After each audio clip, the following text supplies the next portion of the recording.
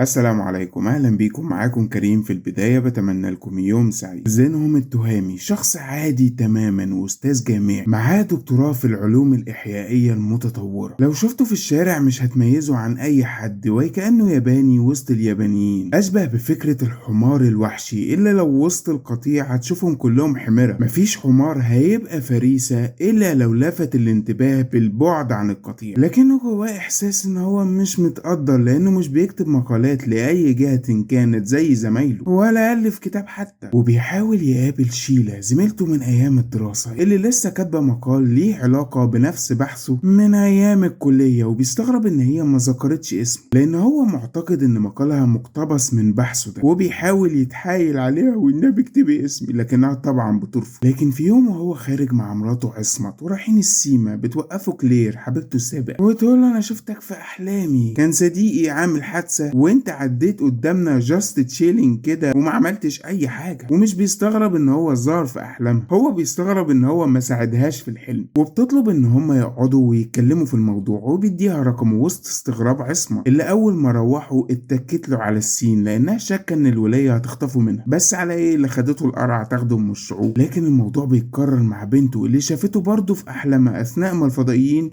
بيسحبوها، وهو برضه واقف جاست تشيلينج كده ما بيعملش حاجه. ولما بيروح يقابل كلير بيكتشف انها مجرد عايزاه عشان تستأذنه تكتب مقالة عن احلامها اللي ظاهر فيها دي، وبيوافق. والموضوع ما وقفش عند كده، لان حتى الطلبة في الكلية بيسمعهم وهم مش واخدين بالهم ان في 2 منهم شافوه في احلامهم. وبيدخل العميد صديقه ويسأله ان كان حلم بيه ولا لا، فالعميد بيقول له: لا، انا مش هجيب لنفسي فوق في حاجة حمادة. واثناء العشاء العائلي الجميل مع بنتينه ومراته بيجيله مكالمة من صديقه ريتشارد، اللي هو كان صديقه من ايام الجامعة بس مصدر له الطرشه دلوقتي. بس بيحكي له حاجه غريبه جدا، ان اثناء حفله من حفلاته مع اصحابه واحده قالت ان هي حلمت بشخص غريب جدا، ومرات ريتشارد بتقول لها: وانا كمان حلمت بصاحب ريتشارد. ولما بتشوف صوره زينهم بتقول لهم: هو ده اللي انا حلمت بيه. والخبر ده بيخلي زينهم يقع من طوله، معقوله حلمه اتحقق وهيتشهر خلاص. وبيلاقي على لابتوبه مئات الرسايل لناس حلمت بيه، ومنهم واحده بتطلب تعمل مقابله معاه، وبتتخض عصمت وتحذره من الشهرة لأنها مش بتاعته ولا بتاعة الناس اللي زيهم. لكنه متحمس جدا وبيظهر في الأخبار، وبيرجح إن ظهوره في أحلام الناس ده بسبب إن هو وسيم.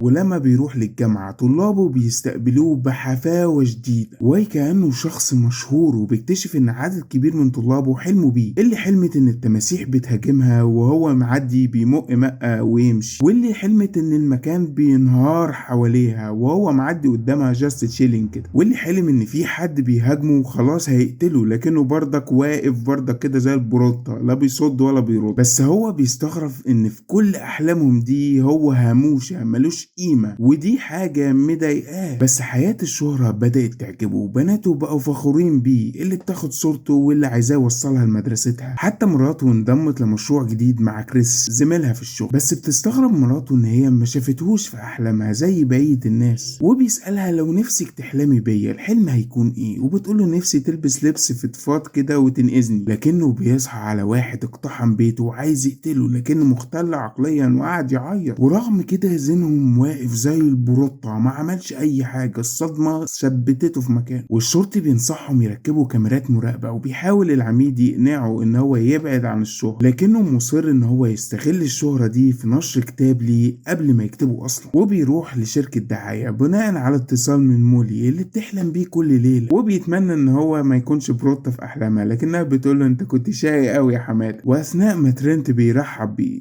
قال: لا، جرايه ولاد. ترنت بيحاول يقنعه بفكرة إعلان لشركة مياه غازية، وفي كمان إمكانية إن هم يتواصلوا مع رئيس أمريكا وإن هو يكون بيحلم بيه هو كمان، لكنه بيرفض فكرة الدعاية للشركات، ويتكلم عن الكتاب وإن هو عايز يستغل شهرته في نجاح يحققه في مجاله العلمي. فبيقول له ترنت: ماشي، هنسعى في موضوع الكتاب ده، بس لازم تفكر في الإعلانات برضو لأن عروضها جيدة جدا ومش هتدوم للأبد. وبتخرج معاه مولي علشان يتعشوا سوا، بس الكل بيصوره ويبص عليه لأنه شخصية شخصية مشهورة وهو مش متعود على كده، ده حتى بقى شخصية بيتنكروا بيها. بس الموضوع بيتغير تماما وياخد منحنى تاني، لأن فجأة بنته بتحلم بكابوس وهو بيجري ناحيتها، وفجأة بيبدأ يهاجم الطلبة بتوعه نفسيا وجسديا وزي ما انتوا شايفين. والطلبة ما بقوش يحضروا، وبيطلب منه العميد ان هو يوقف الحصص فترة لحد ما يشوف هيتعامل ازاي، لأنه هو مجبر يحترم خوف الطلاب منه رغم رفض ذهنهم، لأنه فعليا ما عملش حاجة هما بيحلموا بيه. أنا مالي يا لمبي. وأخيرا ريتشارد بيعزمه على حفلة من حفلات العشاء بتاعته، بس محدش جه. وأثناء ما هما قاعدين مرات ريتشارد قاعدة خايفة ومرعوبة لدرجة إن هي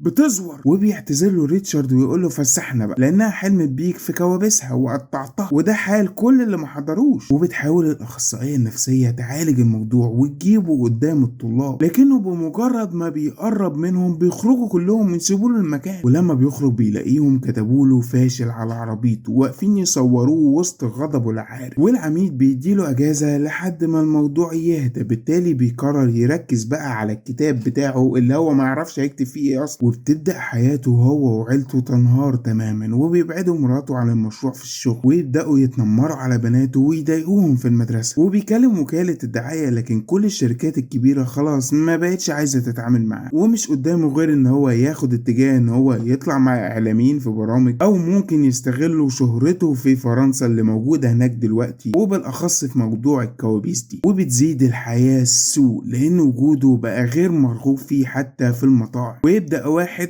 يتف في اكله وبيتخانق معاه، بالتالي بيتبطح على نافوخه. وبتقترح مراته ان هو يطلع بتصريح ويعتذر، بس بيقول لها اعتذر على ايه يا عصمت، انا ما عملتش حاجه. واثناء ما هو نايم بيحلم حلم فظيع بيتضرب فيه بالسهام، وفي واحد بيطارده، وبيتضح ان اللي بيطارده ده هو نفسه. وبتجتمع بيهم مديره مدرسه بناته وبتطالب بعدم حضوره في حفله بنته، وبيغضب جدا لان ده مش منطقي يا عالم يا هو، انا ما عملتش حاجه. حتى عصمت قالت له مش لازم نعاني عشان تثبت قوة موقفك. بالتالي بيحاول يكسب تعاطف الناس ويسجل فيديو يبكي فيه ويقول انا ما عملتش حاجة لحد، بس انا اسف حقكم عليا، انا نفسي حلمت بكابوس بقتل فيه نفسي وحسيت بمعاناتكم والامكم، بس اداؤه كان فيك ننتي. ولما شافته بنته بتتمنى تخلص من حياتها البائسة، والتانية بتسأل انت عملت ايه يا منيل، وبتغضب منه عصمت وتطرده من البيت، وبيروح يبات عند صاحبه العميد اللي بينيمه في القبر عشان مراته برضه خايفة منه. واثناء حفلة بنته بيقرر يروح وهو كده ويولع اي حد، انا ماليش دعوه، لكن المديرة بترفض تدخله ويحاول يزق الباب لكنه بيتقفل على ايدها بالغلط وتتعور وتقول ان هو هاجمها. شوف الولية، ويحاول يدافع عن نفسه يا خلق يا هو انا ما جيتش جنبها، لكن محدش عنده استعداد اصلا يسمع، وبيتلموا عليه ويثبتوه في الارض. ولان كل ترند بيظهر ناس تحاول تسترزق من وراه، فترند كوابيس زينهم كان سبب ان هم يصنعوا جهاز جديد بيسمح للناس ان هي تقتحم احلام غيرهم، حتى بيتم عرض الاعلانات جوه احلام الناس نفسها، حاجة قمة في العبث، نظام بلاها كوابيس خد اعلانات. حتى زينهم ترنده خلص وما بقاش حد يحلم بيه اصلا، وبيروح ياخد شقة جنب بيت مراته، ويبدأ يشك في كريس زميل مراته ليكون بيتقرب منها وهي خلاص هتسيبه، بس ما طلعش بمعلومة مفيدة من بنات. وبيسيب شغله في الكلية وهيسافر فرنسا عشان صفقة كتاب قدرت الوكالة تحققها له، وبيتمنى وبيتخيل لو كانت مراته ودعته بحب، لكن الوداع كان فاتر شوية مقارنة بان هو هيسافر وهيغيب عنها يجي شهر. وبيسألها بتحلمي بيا، لكنها بتقول له لا. وناس بتقتحم حلمه وتبدأ تعرض عليه منتجات، لان هو بالفعل اشترى المنتج الجديد بتاع الاحلام، لان هدفه دلوقتي ان هو يظهر لمراته في حلمها، لكن مش قادر يحقق ده. فبيحاول يشوف فيديوهات تشرح طريقة استعمال الجهاز وتوجيهه علشان يظهر لشخص ما في حلمه. وبيتم اصدار الكتاب فعلا عن قصة الاحلام اللي مر بيها، مش في مجاله العلمي، لكنهم برضو بيغيروا اسمه لاسم انا كابوسة، عكس ما كان هو عايز ان هو يبقى سيناريو الاحلام. واثناء ما بيمضي للفانز على كتابه لمبة بتقع وتخبطه في راسه، بس اخيرا بيقدر يظهر لمراته في احلامها، واثناء ما هي بتولع بيظهر باللبس الفضفاض اللي كانت بتحبه وبتحلم بيه وينقذها ويطير. الفيلم فيه اداء تمثيلي رائع من نيكولاس كيج، وبيمس حاجات كتيرة جدا زي اشتهاء الشهرة وكل المساوئ اللي بتيجي من وراها، وكل اللي حلموا بيه هم ناس ما يعرفوا يعرفوهوش ولا قريبين منه، زي مراته والعميد وبنته الكبيرة. يمكن الصغيرة حلمت بيه علشان إدراكها لسه مش مكتمل، لسه ما كبرتش يعني، أو لسه ما تعرفهوش كفاية ومش قريبة منه كفاية. ولأن هو بقى مشهور فهو كده ساب القطيع بتاع الحميرة الوحشة، ولما ساب القطيع لفت انتباه المفترسين ليه، بالتالي